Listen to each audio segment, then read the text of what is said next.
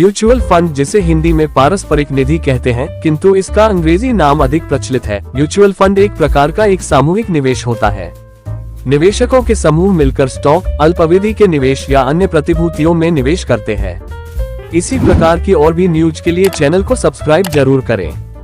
Mutual fund में एक fund प्रबंधक होता है जो फंड के निवेशों को निर्धारित करता है और लाभ और हानि का हिसाब रखता है।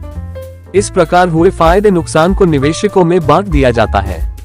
स्टॉक बाजार की पर्याप्त जानकारी न होने पर भी निवेश की इच्छा रखने वालों के लिए एक सुलभ मार्ग म्यूचुअल फंड होता है। म्यूचुअल फंड संचालक कंपनी सभी निवेशकों के निवेश राशि को लेकर इकट्ठे करती है और उनसे कुछ सुविधा शुल्क भी लेती है। फिर इस राशि को उनके लिए बाजार में निवेश करती है।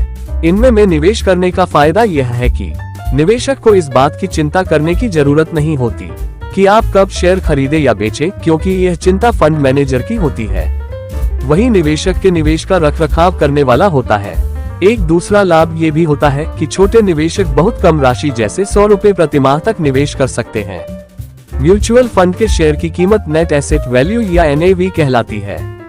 इसकी गणना के लिए फंड के कुल मूल्य को निवेशकों द्वारा खरीदे गए कुल शेयरों की संख्या से भाग दिया जाता है।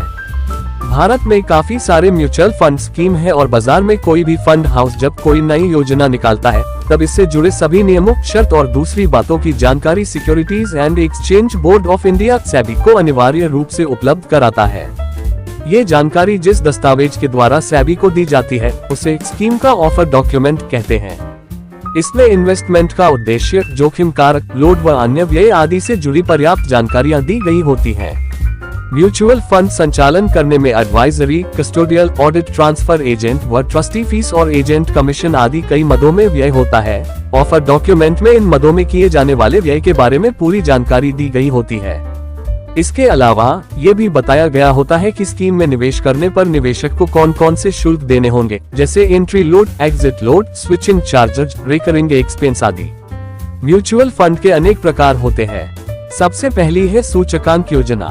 जो निवेशक किसी विशेष शेयर के लिए कॉल नहीं चाहते वे सूचकांक आधारित योजना यानी इंडेक्स स्कीम में निवेश कर सकते हैं, क्योंकि इंडेक्स स्कीम उन विशेष शेयरों में ही निवेश करती है जो किसी विशेष इंडेक्स का हिस्सा होते हैं। यदि इंडेक्स ऊपर जाता है तो निवेशक फायदे में रहते हैं। इसके बाद ओपन एंडेड और क्लोज एंडेड फंड स्कीम होती है।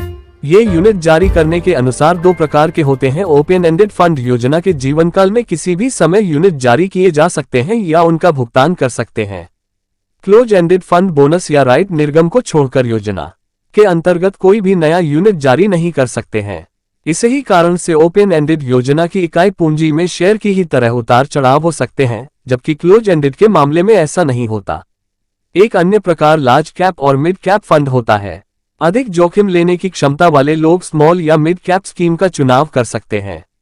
इनमें जोखिम अधिक होता है लेकिन इनमें अधिक रिटर्न देने की क्षमता होती है।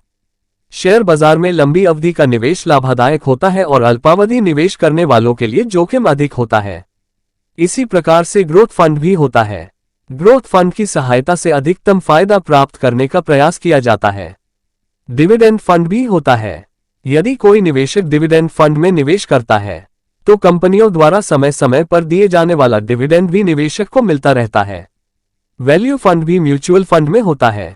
यह ऐसे फंड हैं जो सुरक्षा को वरीयता देते हैं। इनमें अपेक्षाकृत कम लाभ होता है किंतु हानि की संभावना बहुत कम होती है। इस प्रकार जब आप शेयर मार्केट में रिस्क से बचना चाहते हो तो आपके लिए म्यूचुअल फंड एक बेस्ट इन्वेस्टमेंट स्कीम है। इस स्कीम के बारे में आपके क्या कमेंट्स हैं, हमें जरूर बताएं।